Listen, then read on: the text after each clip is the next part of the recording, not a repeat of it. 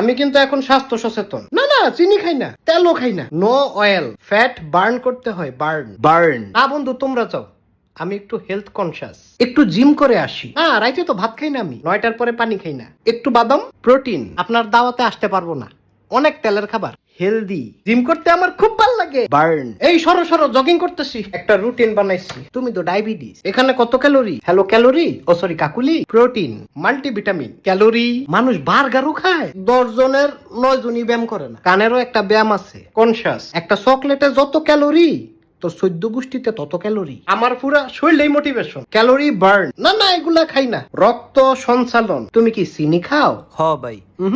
তুমি বিষ খাও। তেলের খাবার খাওয়ার লেগা ফোন দিবি না। হেলথ কনসিয়াস, জিব্বার একটা ব্যায়াম আছে, অ্যাক্টিভ। হ্যাঁ, আমি তো অ্যাপ দিয়ে সব ডায়েট কন্ট্রোল করি।